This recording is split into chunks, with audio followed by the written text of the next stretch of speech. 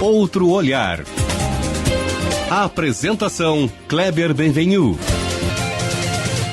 Olá, bom dia. Estamos começando mais um programa Outro Olhar e eu desejo um ótimo sábado para você que nos acompanha aqui pela Band, seja pelo rádio ou pela internet. Eu sou a jornalista Melina Fernandes e estou substituindo o nosso querido Kleber Benvenu, que está curtindo as suas férias. Eu vou começar o programa de hoje pedindo para você imaginar o despertador do seu celular tocando como em todas as manhãs. Só que desta vez, junto àquele som insistente, aparece uma mensagem. Bom dia, não se assuste, mas em 10 horas você sofrerá um infarto. Procure seu médico. Parece uma cena de filme de ficção, mas prever um infarto, por exemplo, é algo bem possível nos dias de hoje. Cada vez mais os dispositivos eletrônicos, os aplicativos e ferramentas digitais, o uso da inteligência artificial e a revolução dos dados nos permite até prever doenças e vão muito além do conforto e da comodidade. A tecnologia e a inovação e a pesquisa de ponta, aliadas aos serviços de saúde, nos trazem melhores desfechos clínicos e podem, sim, salvar vidas. Para nos trazer esse outro olhar para os serviços de saúde e para a medicina, eu recebo hoje alguém que não é médica, nem enfermeira, nem profissional da saúde, mas ela quem lidera o processo de inovação em um dos únicos 3 hospitais brasileiros que estão entre os 150 melhores do mundo. A superintendente de estratégia e mercado do Hospital Moinhos de Vento, Melina Moraes Chu, é a nossa convidada. Bom dia, Melina. Somos 2 Melinas do programa de hoje. Seja bem-vinda, tudo bem? Bom dia, Melina. Minha xará, vai ser um prazer fazer essa conversa hoje com vocês. Então, Melina, eu queria começar justamente falando um pouco deste exemplo aí que eu dei aí em cima, essa questão, né, de poder prever algumas doenças. Nos últimos anos, a gente tem ouvido falar muito, né, sobre medicina preditiva, ou seja, sobre a possibilidade de prever um infarto, um câncer, um problema de saúde e atuar antes mesmo que essas doenças se agravem e até se desenvolvam. Como que a inovação, as ferramentas digitais, os aplicativos e dispositivos disponíveis hoje podem ser aliados à pesquisa e à medicina de ponta? Como podem tornar possível até para ampliar o acesso das pessoas a esses diagnósticos? Sabe, Melina, um primeiro aspecto que eu acho importante comentar é sobre a tua introdução, também sobre a minha apresentação. Não sou médica, não sou enfermeira, não tenho formação específica na área da saúde, aliás, vim da comunicação, né? Somos colegas aí de formação também. A cada vez mais a gente vê a medicina trabalhando de forma multidisciplinar. Tem muito engenheiro, tem muitas pessoas de tecnologia, muitas pessoas da área da comunicação e por aí vai, para que a gente comece a trabalhar aspectos de ciência e inovação na saúde. O teu exemplo de realmente a gente está no celular, toda a nossa vida ela está hoje na palma da nossa mão, cada vez mais a gente vai ver aplicativos e soluções de saúde, e nada mais é do que inteligência artificial aplicada. Então, aqui no Moinhos de Vento, já 4 anos atrás, a gente aplicou no hospital, vem à tona até hoje, com inteligência artificial para AVC. Então, AVC é a segunda maior causa de morte no mundo, né? A questão do tempo é decisivo no tratamento, né? Então, eu tenho meu primeiro sintoma, a chegada ao hospital e a intervenção são muito importantes para o desfecho, né? Para ter menos sequelas ou não ter sequelas decorrentes do AVC, né? E a gente aplicou aqui um aplicativo com inteligência artificial que quando chega ao paciente eu consigo de forma mais rápida e mais clara enxergar a imagem. Normalmente, a gente vê a imagem em tons de cinza. E aí, o ser humano, médico, técnico, avalia a lesão, o local da lesão, o nível em que está essa lesão para definir a intervenção, né? Medicamentosa, cirúrgica e assim por diante. Com esse aplicativo, a gente vê isso em cores. Então, a gente consegue já avançar e ele faz uma etapa da análise, não elimina o humano, mas faz uma etapa da análise que fica normalmente na mente, né, do profissional técnico da saúde, e a tecnologia ajuda. Então, ele é um indicador e agilizador, nesse caso, né, de cuidado. Então, a gente já vem fazendo isso há algum tempo nas patologias nossas ênfases. A área de neuro é uma das nossas áreas ênfases, então, a gente já aplica esse tipo de cuidado. Esse ano, mais recentemente, na endoscopia, a gente também investiu em novos aparelhos com inteligência artificial. Para quê? Para que o médico que está no momento do diagnóstico, está fazendo uma colonoscopia, por exemplo, uma endoscopia, ele consiga identificar com mais clareza pólipos e a imagem já vem como indicativos. Então, eu torno a medicina mais precisa. Aí é que está o valor, né, de pessoas de outras formações estarem trabalhando junto com médicos, enfermeiros, fisioterapeutas, farmacêuticos, na construção dessas soluções.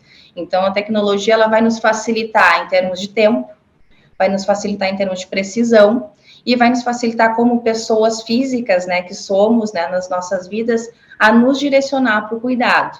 Isso ainda está em teste, então por isso legal a tua fala de pesquisa, porque a gente também tem que ter muito cuidado na saúde para a gente não só simplesmente sair inovando, que todos nós gostamos de inovação, é entusiasmante, né?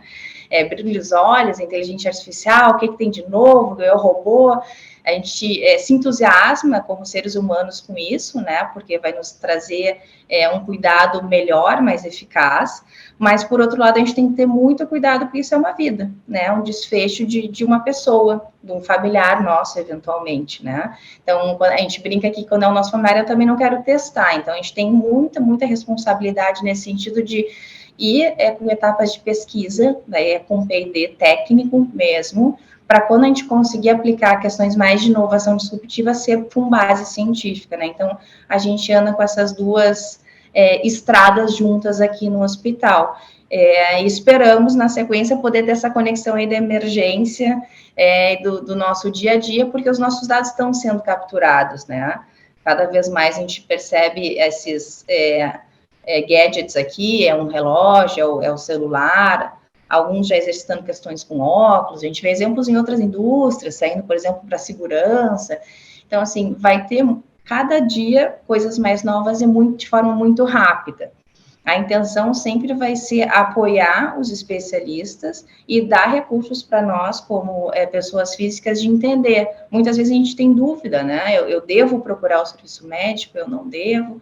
E até a telemedicina é um recurso que vem entrando aí desde a pandemia, nos últimos tempos, para que a gente possa, talvez, ter um primeiro contato e depois avaliar se eu tenho que levar meu filho na emergência, por exemplo, né? Então, são pequenos avanços que a gente vai, talvez, absorvendo de forma natural, mas que está nos levando para um outro patamar de saúde, de tratamento, realmente, dos cuidados, em momentos em que a gente precisa, né, desse cuidado mais técnico em hospitais, enfim, em clínicas, em recursos que a gente venha procurar. E, Melina, falaste uma coisa bem importante ali, essa questão de substituição do humano, né? É uma preocupação dos pacientes, é uma preocupação dos profissionais de saúde, até que ponto a tecnologia pode ir, qual é o limite nessa jornada digital do paciente. Mas é inegável que ela melhora muito o acesso aos serviços de saúde.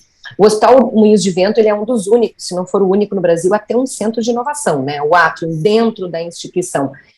Acrescento aqui também que é a única do setor saúde aqui no Sul, entre as 50 marcas mais inovadoras.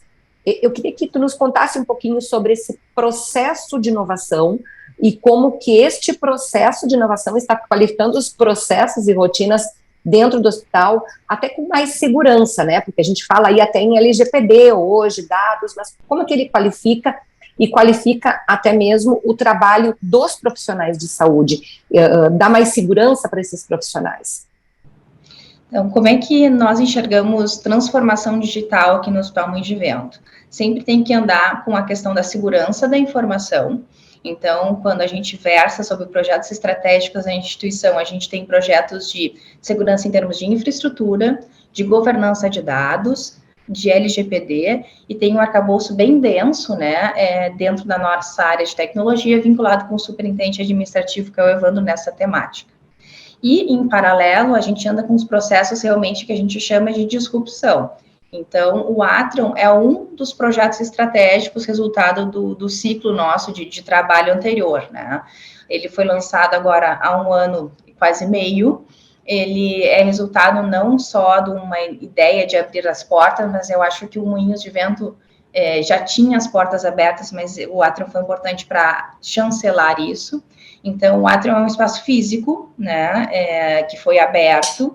Lá, equipes do Moinhos de Vento, de startups, da indústria farmacêutica, interessados em inovação em geral, tem um espaço de coworking, né? Tem vários eventos que acontecem sistematicamente nesse espaço.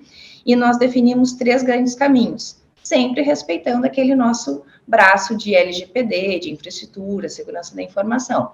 Mas essa turma especificamente trabalha ou no Atrium Insight, que nós chamamos, que é a interação com colaboradores, corpo clínico, e a gente faz vários mapeamentos de jornada para o médico, para o colaborador, para o paciente, para entender onde é que a gente pode botar a tecnologia e ficar mais acessível, mais aprazível, né, mais ágil, mais confortável. A gente tem também o Moinhos for Startups, que aí realmente é a conexão com startups. Então, no último ano, a gente fez um programa de aceleração que teve aí mais de 250 startups de todo o Brasil inscritas, inclusive com startups do exterior, e 3 foram as vencedoras, e nós aplicamos soluções, né? Uma solução para parte médica, CRM, né? A parte de relacionamento com o médico, uma outra solução para educação em saúde, e uma terceira solução para a jornada do paciente oncológico. Então, a gente faz no Atrium for Startups esses programas de chamamento, fora o dia a dia usual, que já acontecia antes, né? A gente teve aqui, fazendo um parênteses, uma relação muito legal, que foi com a Dr. Tis, da GIRAM. Entrou a pandemia, a gente já tinha telemedicina com programas do governo, né, de alguns tratamentos mais intensivos, e a gente viu a necessidade de atender nossos colaboradores e empresas clientes que tinham necessidade, seja no rumo da indústria ou dos serviços, para ter atenção via telemedicina. A plataforma que a gente desenvolveu foi em 3 dias, nossos médicos, junto com a área de tecnologia da Dr. Tis. É uma parceria que a gente se orgulha muito, porque foi o lançamento da telemedicina em tempo recorde, né, para usuários nossos, devido ao Covid. Funciona até hoje muito bem, e a Dr. Tis, ela como empresa, a gente entregou uma solução que atende a outras instituições, a outros estados, então a gente se orgulha de ter contribuído também para a saúde de uma forma colaborativa e solucionou um problema em tempo, assim, eu me lembro de em casa, eu era sempre a paciente teste, e eu fazia o atendimento, não funcionou essa tela, muda a tela, então é a TI e a medicina juntos, né, fazendo um protocolo que atenda de forma que faça sentido para o momento. Então, a Dr. Tis é a nossa plataforma até hoje. Então, aí é a nossa veia com startups, que é onde já acontecia, e o Atrium só impulsionou, a gente cria programas, faz momentos realmente de investimento, de mentoria junto com as startups. E, por fim, a gente tem o Atrium Labs, que dá em relação com outras grandes empresas, a gente vê a importância de incentivar as startups, de crescermos junto com elas e abrir para outras alternativas, eles alçarem seus voos, né, em conjunto ou não conosco. Mas a gente também sabe que é importante que nós, com outras empresas, a gente converse e faça projetos em conjunto. Então, tem diversas parcerias acontecendo, mas uma que eu cito é a Johnson, porque a Johnson, inclusive, a gente fez um desafio juntos. Então, a gente conseguiu fazer um mapeamento de jornada de paciente que era importante para o Moinhos e para eles como indústria, né, que gera medicamentos para aquele tipo de paciente. Então, ambos nos unimos e investimos num desafio, e já tem outros aí pela frente sendo programados, né. Então, o Atrium talvez seja a tangibilização dessa nossa crença, de que a gente percebe que a saúde, assim como várias outras temáticas, está indo além, né? A base é a mesma, são pessoas com conhecimento técnico, são protocolos, e a qualidade de segurança a gente não abre mão.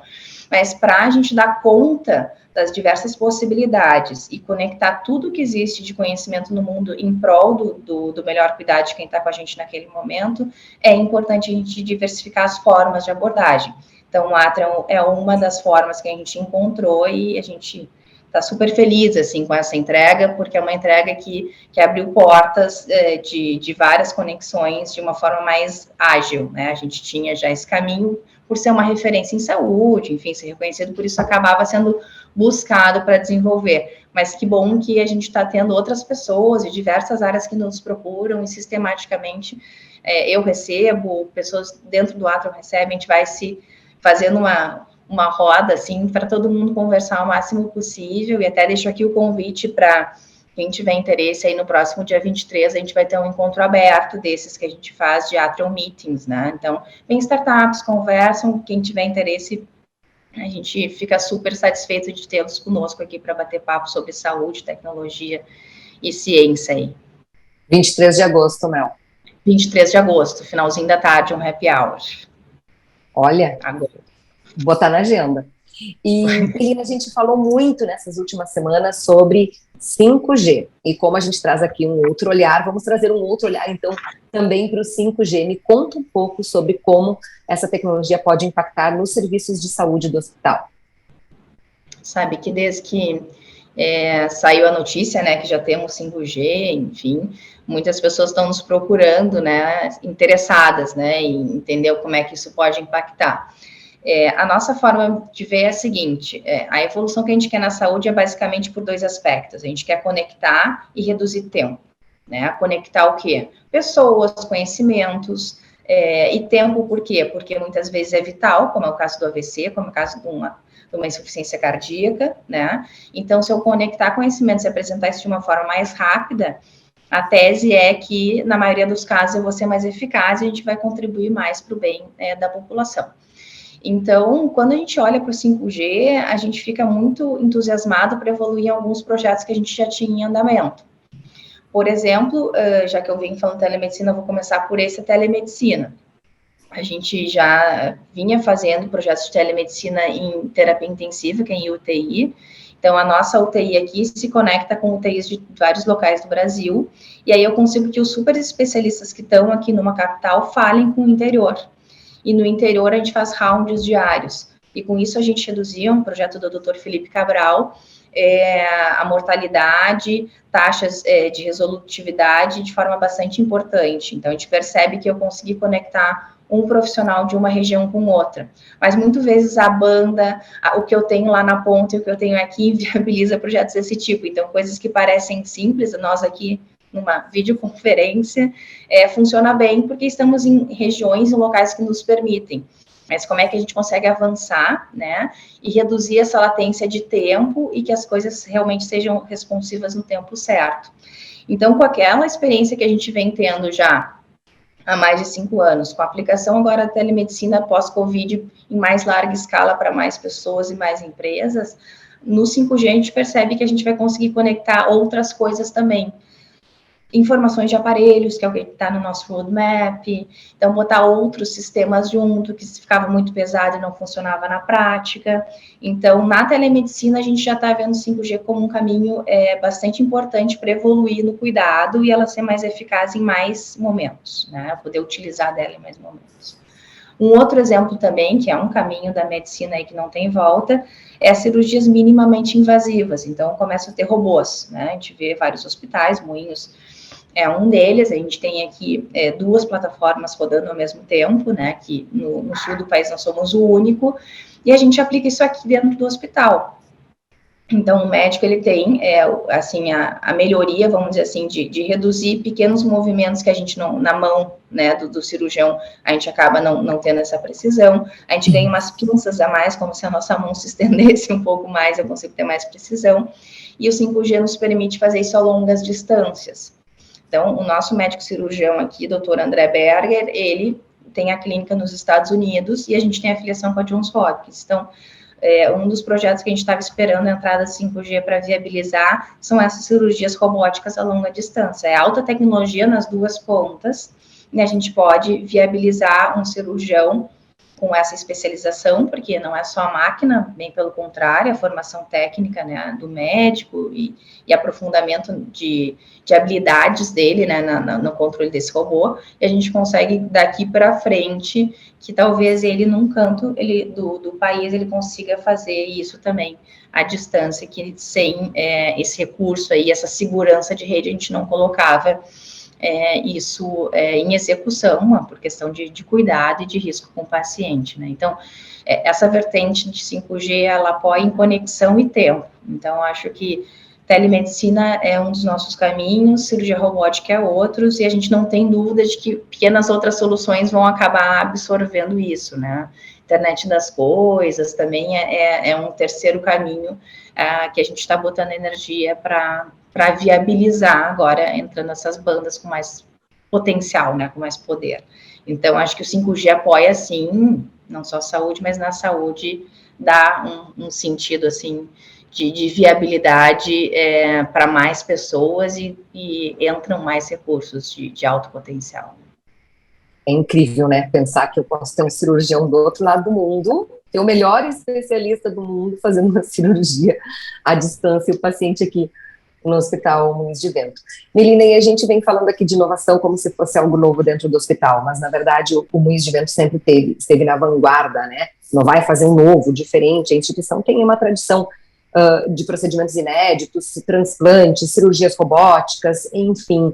E isso também está muito ligado à pesquisa. A gente sabe que o hospital vem investindo muito, tem uma tradição de pesquisa, vem investindo muito.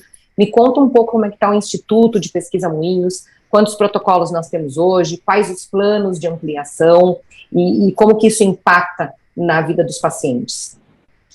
Então, o Instituto de Pesquisa Moinhos foi um investimento nosso nos últimos 2 anos, mesmo em plena pandemia, a gente acredita, né, que ciência é importante, então nós botamos mais de 2 milhões de reais neste projeto, foram 230 metros exclusivos para o Instituto de Pesquisa, com quase 100 pessoas dedicadas, né, para fazer os protocolos de pesquisa, e a gente passou de 16 protocolos, aproximadamente, de pesquisa, para mais de 140, então a gente está com 140 protocolos de pesquisa ativos, né, nas mais diferentes fases, então pode estar entrando alguma coisa agora e pode estar alguma coisa mais avançada, mas a gente se orgulha de ter crescido, né, em números bastante robustos, e esse Instituto de Pesquisa que eu estou citando é um vínculo muito de pesquisa com o paciente final. A gente também tem outros vínculos, né, de pesquisas com o governo, então tem mais outros 25 projetos vinculados que a gente faz em prol da população, né, e aí não é só exclusivamente nesse momento do cuidado da medicação ou da intervenção clínica ou cirúrgica, mas a gente também, por exemplo, está aqui no 4º distrito iniciando um projeto muito bonito aí de mães adolescentes, né. Então, a questão da gestação, numa idade muito jovem, também gera impactos sociais, óbvios, né, para a gente pensar, mas, assim, em relação à saúde. Então, a gente faz projetos amplos que extrapolam o cuidado hospitalar, vamos dizer assim, para que a gente consiga também contribuir com orientações, que se chamam, na verdade, de guidelines, né, de protocolos, né. Então, a gente está junto com esse projeto, junto com essas mães adolescentes sendo mapeadas, claro, ajudando no cuidado, no tratamento delas, nesse processo de gestação, mas tentando ter diretrizes de como deve ser feito esse cuidado, de como é que a gente pode ter políticas que contribuam para o bem da população, né? A saúde, ela é o nosso dia a dia, né? A gente tem muitos projetos de pesquisa que a gente tenta descobrir a correlação dos nossos hábitos versus um desfecho de saúde.